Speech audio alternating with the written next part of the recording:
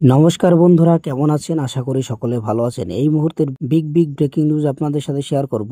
বড় বড় চোর উত্তরপ্রদেশ রাজস্থানে বসে আছে, বিস্ফোরক মন্তব্য করলেন মুখ্যমন্ত্রী। হ্যাঁ বন্ধুরা, বড় বড় চোর তো উত্তরপ্রদেশ আর রাজস্থানে বসে আছে, সেখানে কটা টিম গেছে? মঙ্গলবার বীরভূমের ইলামবাজারের পরিষেবা প্রদান অনুষ্ঠান মঞ্চ থেকে কেন্দ্রীয় বঞ্চনা নিয়ে ফের গর্জে উঠলেন মুখ্যমন্ত্রী মমতা বন্দ্যোপাধ্যায়।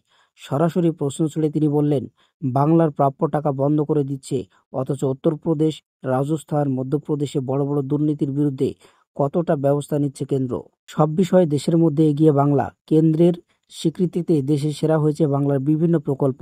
তারপরেও বারবার প্রাপ্য টাকা আটকে রেখে বঞ্চনা করছে কেন্দ্রের মোদী সরকার। এই নিয়ে বাংলা থেকে দিল্লি আওয়াজ তুলেছেন মমতা বন্দ্যোপাধ্যায়। ধর্ণা আন্দোলনে সামিল হয়েছেন তৃণমূলের সর্বভারতীয় সাধারণ সম্পাদক অভিষেক বন্দ্যোপাধ্যায়ও।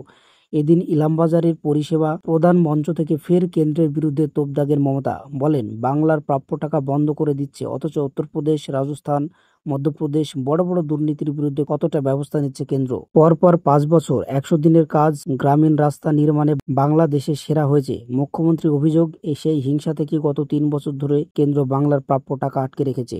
এরপরে কেন্দ্রের বিজেপি সরকারকে আক্রমণ করে মুখ্যমন্ত্রী বলেন, হিংসার কোনো ওষুধ নেই। ওরা বলে বাংলায় চুরি হয়েছে, অথচ বড় বড় চোর তো উত্তরপ্রদেশে আর রাজস্থানে বসে আছে, সেখানে কটা টিম গেছে? মধ্যপ্রদেশ, উড়িষ্যা, রাজস্থানে যখন মহিলাদের পুড়িয়ে মারা হয়, তখন কটা কমিশন যায়? বাংলায় টিকটিকি কামড়ালেও কেন্দ্রীয় দল এসে পড়ে। তোপ দেখে মমতা বলেন, বিষাক্তদের থেকে দূরে থাকুন, এরা ভয়ঙ্কর।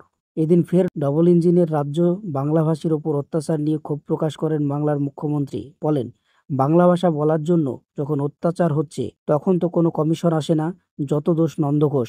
বাংলা উন্নতি করছে, তাই বাংলাকে শাস্তি দিচ্ছে কেন্দ্র। সোমবারের পরে মঙ্গলবার ও পরিযায়ী শ্রমিকদের ফিরে আসার আহ্বান জানান মুখ্যমন্ত্রী। বলেন, আপনারা ফিরে আসতে চাইলে ফেরানোর সব ব্যবস্থা সরকারের। আপনাদের পরিবার, ছেলে মেয়ের স্কুলে ভর্তি করা, রেশন সব ব্যবস্থা আমরা করে দেব। নরেন্দ্র মোদী ভুয়ো প্রতিশ্রুতিকে কটাক্ষ করে মমতা বলেন, ভোটের সময় বলে সকলের অ্যাকাউন্টে 15 লক্ষ টাকা দেবে, আর ভোট চলে গেলে বলে মারবো। এটাই তো তোমাদের নীতি। তীব্র হুঙ্কার দিয়ে মুখ্যমন্ত্রী বলেন, বাংলা ভিক্ষে চায় না, বাংলার মাথা নিচু করে বাঁচবে না। বাংলা লড়তে জানে, লড়াই করে বাংলা মাথা উঁচু করে বাঁচবে।